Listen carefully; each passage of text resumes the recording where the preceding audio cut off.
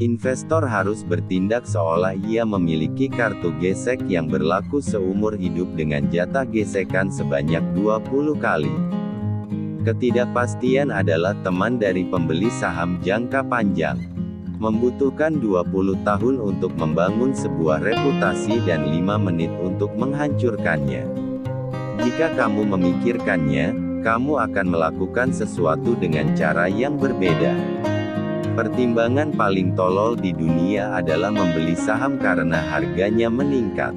Tampaknya ada beberapa karakter manusia jahat yang suka membuat hal mudah menjadi sulit.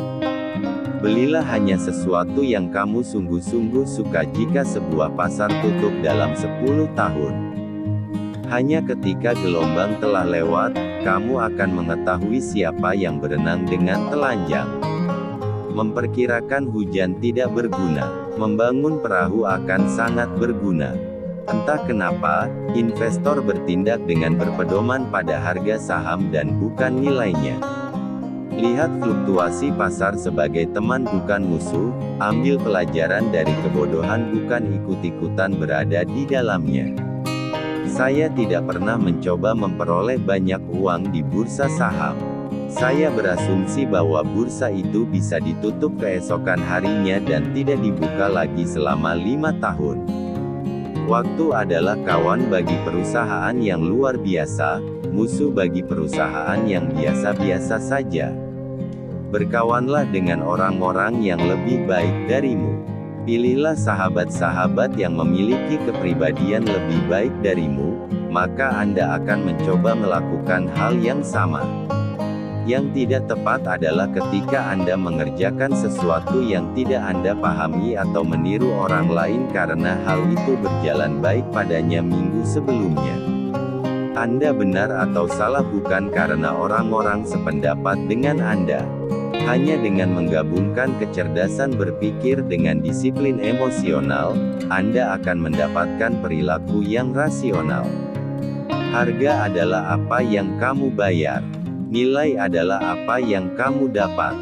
Jauh lebih baik membeli perusahaan luar biasa dengan harga yang pantas daripada membeli perusahaan yang pantas dengan harga yang luar biasa. Kita sungguh-sungguh menjadi takut ketika orang lain serakah dan menjadi serakah ketika orang lain takut. Masa depan tidak pernah jelas, dan Anda membayar harga yang sangat tinggi di bursa saham untuk sebuah kesepakatan yang menggembirakan.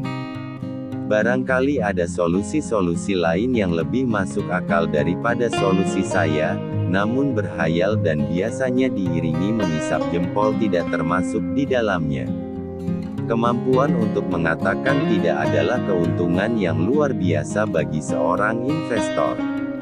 Lebih baik bergaul dengan orang-orang yang lebih baik darimu. Pilihlah teman-teman yang sikapnya lebih baik darimu dan kamu akan mengikutinya. Aku tidak mencoba untuk melompati halangan setinggi 7 kaki, aku mencari halangan setinggi 1 kaki yang bisa aku lampaui. Kamu hanya perlu melakukan beberapa hal dengan benar dalam hidupmu selama kamu tidak melakukan terlalu banyak kesalahan.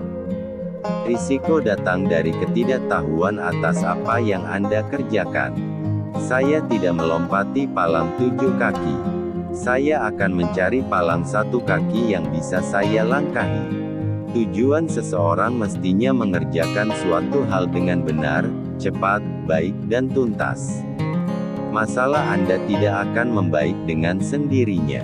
Anda benar karena fakta dan pertimbangan Anda benar.